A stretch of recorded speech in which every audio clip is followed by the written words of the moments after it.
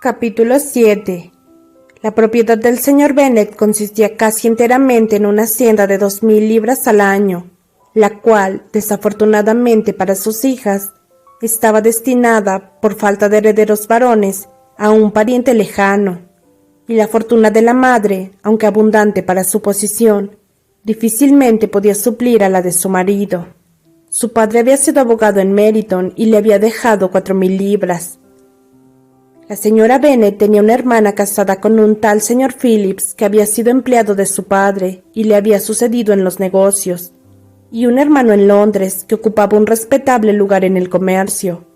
El pueblo de Longbourn estaba solo 1 milla de Meryton, distancia muy conveniente para las señoritas, que normalmente tenían la tentación de ir por ahí 3 o 4 veces a la semana para visitar a su tía. De paso, detenerse en una sombrerería que había cerca de su casa. Las que más frecuentaban Meryton eran las 2 menores, Catherine y Lydia, que solían estar más ociosas que sus hermanas, y cuando no se les ofrecía nada mejor, decidían que un paseíto a la ciudad era necesario para pasar bien la mañana y así tener conversación para la tarde, porque, aunque las noticias no solían abundar en el campo, su tía siempre tenía algo que contar. De momento estaban bien provistas de chismes y de alegría ante la reciente llegada de un regimiento militar que iba a quedarse todo el invierno, y tenía en Meryton su cuartel general. Ahora las visitas a la señora Phillips proporcionaban una información de lo más interesante. Cada día añadían algo más a lo que ya sabían acerca de los nombres y las familias de los oficiales. El lugar donde se alojaban ya no era un secreto, y pronto empezaron a conocer a los oficiales en persona. El señor Phillips los conocía a todos, lo que constituía para sus sobrinas una fuente de satisfacción insospechada. No hablaba de otra cosa que no fuera de oficiales. La gran fortuna del señor Bingley, de la que tanto le gustaba hablar a su madre, ya no valía la pena comparada con el uniforme de un alférez. Después de oír una mañana el entusiasmo con el que sus hijas hablaban del tema, el señor Bennet observó fríamente: por todo lo que puedo sacar en limpio de nuestra manera de hablar, deben de ser las muchachas más tontas de todo el país. Ya había tenido mis sospechas algunas veces, pero ahora estoy convencido. Catherine se quedó desconcertada y no contestó. Lydia, con absoluta indiferencia, siguió expresando su admiración por el capitán Carter y dijo que esperaba verle aquel mismo día, pues a la mañana siguiente se marchaba a Londres. «Me deja pasmada, querido», dijo la señora Bennet, «lo dispuesto que siempre estás a creer que tus hijas son tontas. Si yo despreciara a alguien, sería a las hijas de los demás, no a las mías. Si mis hijas son tontas, lo menos que puedo hacer es reconocerlo. Sí, pero ya ves, resulta que son muy listas. Presumo que ese es el único punto en el que no estamos de acuerdo. Siempre deseé coincidir contigo en todo, pero en esto difiero, porque nuestras 2 hijas menores son tontas de remate. Mi querido señor Bennet, no esperarás que estas niñas tengan tanto sentido como sus padres. Cuando tengan nuestra edad apostaría que piensan en oficiales tanto como nosotros. Me acuerdo de una época en la que me gustó mucho un casaca roja, y la verdad es que todavía lo llevo en mi corazón. Y si un joven coronel con 5 o 6 mil libras anuales quisiera una de mis hijas, no le diría que no. Encontré muy bien al coronel Foster la otra noche en casa de Sir William. «Mamá», dijo Lydia, «la tía dice que el coronel Foster y el capitán Carter ya no van tanto a la casa de los Watson como antes. Ahora los ve mucho en la biblioteca de Clark». La señora Bennet no pudo contestar al ser interrumpida por la entrada de un lacayo que traía una nota para la señorita Bennet. Venía de Netherfield y el criado esperaba respuesta. Los ojos de la señora Bennet brillaban de alegría y estaba impaciente porque su hija acabase de leer. «Bien, Jane, ¿de quién es? ¿De qué se trata? ¿Qué dice? Date prisa y dinos, date prisa, cariño». «Es de la señorita Bingley», dijo Jane, y entonces leyó en voz alta: «Mi querida amiga, si tienes compasión de nosotras, ven a cenar hoy con Luisa y conmigo. Si no, estaremos en peligro de odiarnos la una a la otra el resto de nuestras vidas, porque 2 mujeres juntas todo el día no pueden acabar sin pelearse. Ven tan pronto como te sea posible después de recibir esta nota. Mi hermano y los otros señores cenarán con los oficiales. Saludos. Caroline Bingley. —¿Con los oficiales? —exclamó Lidia. —Qué raro que la tía no nos lo haya dicho. —Cenar fuera —dijo la señora Bennet—.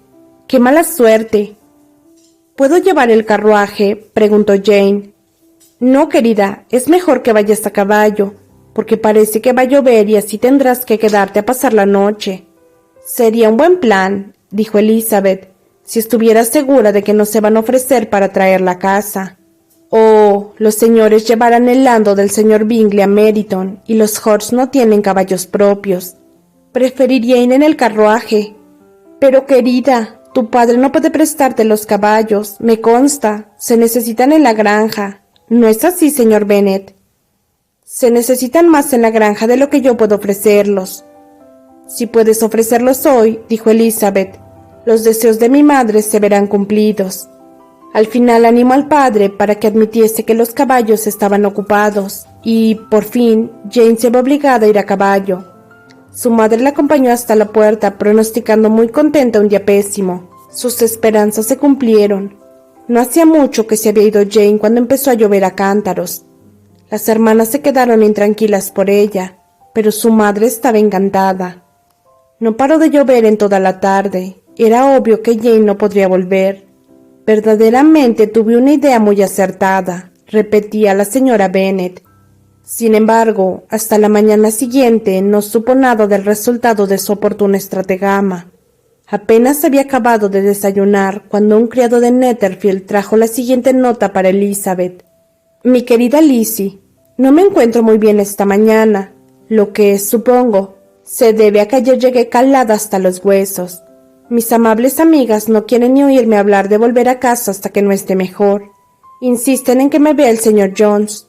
Por lo tanto, no se alarmen si se enteran de que ha venido a visitarme. No tengo nada más que dolor de garganta y dolor de cabeza. Tuya siempre, Jane. Bien, querida, dijo el señor Bennet una vez Elizabeth hubo leído la nota en alto.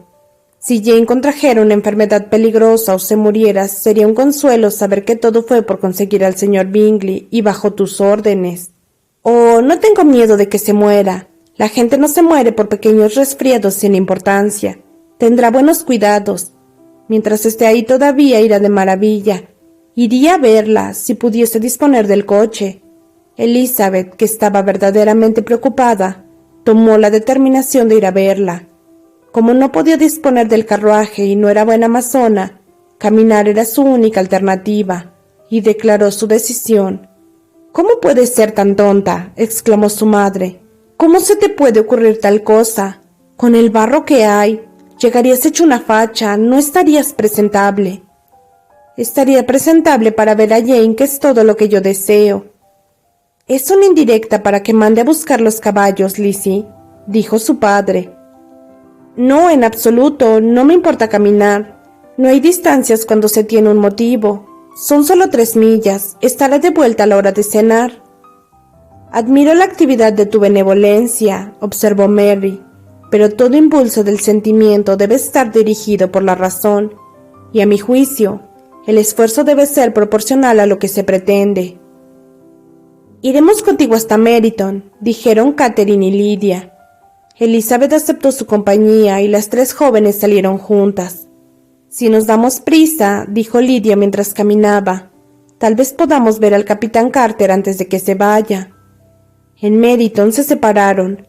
Las 2 menores se dirigieron a la casa de la esposa de uno de los oficiales, y Elizabeth continuó su camino sola. Cruzó campo tras campo a paso ligero, saltó cercas y sorteó charcos con impaciencia hasta que por fin se encontró ante la casa. Con los tobillos empapados, las medias sucias y el rostro encendido por el ejercicio. La pasaron al comedor donde estaban todos reunidos menos Jane, y donde su presencia causó gran sorpresa. A la señora Horst y a la señorita Bingley les parecía increíble que hubiese caminado 3 millas sola, tan temprano y con un tiempo tan espantoso. Elizabeth se quedó convencida de que la hicieron de menos por ello. No obstante, la recibieron con mucha cortesía, pero en la actitud del hermano había algo más que cortesía, había buen humor y amabilidad. El señor Darcy habló un poco y el señor Hurst nada de nada. El primero fluctuaba entre la admiración por la luminosidad que el ejercicio le había dado a su rostro y la duda de si la ocasión justificaba el que hubiese venido sola desde tan lejos. El segundo solo pensaba en su desayuno. Las preguntas que Elizabeth hizo acerca de su hermana no fueron contestadas favorablemente. La señorita Bennet había dormido mal y, aunque se había levantado, tenía mucha fiebre y no estaba en condiciones de salir de su habitación. Elizabeth se alegró de que la llevasen a verla inmediatamente, y Jane, que se había contenido de expresar en su nota cómo deseaba esa visita, por miedo a ser inconveniente o alarmarlos, se alegró muchísimo al verla entrar. A pesar de todo, no tenía ánimo para mucha conversación. Cuando la señorita Bingley las dejó solas, no pudo formular más que gratitud por la extraordinaria amabilidad con la que la trataban en aquella casa. Elizabeth la atendió en silencio. Cuando acabó el desayuno, las hermanas Bingley se reunieron con ellas, y a Elizabeth empezaron a parecerle simpáticas, al ver el afecto y el interés que mostraban por Jane. Vino el médico y examinó a la paciente, declarando, como era de suponer, que había cogido un fuerte resfriado y que debían hacer todo lo posible por cuidarla. Le recomendó que se metiese otra vez en la cama y le recetó algunas medicinas. Siguieron las instrucciones del médico al pie de la letra, ya que la fiebre había aumentado y el dolor de cabeza era más agudo. Elizabeth no abandonó la habitación ni un solo instante, y las otras señoras tampoco se ausentaban por mucho tiempo. Los señores estaban fuera, porque en realidad nada tenían que hacer ahí. Cuando dieron las 3, Elizabeth comprendió que debía marcharse, y, aunque muy en contra de su voluntad, así lo expresó. La señorita Bingley le ofreció el carruaje. Elizabeth solo estaba esperando que insistiese un poco más para aceptarlo, cuando Jane comunicó su deseo de marcharse con ella, por lo que la señorita Bingley se vio obligada a convertir el ofrecimiento de Landó en una invitación para que se quedase en Netherfield. Elizabeth aceptó muy agradecida, y mandaron un criado a Longbourn para hacer saber a la familia que se quedaba y para que le enviasen ropa.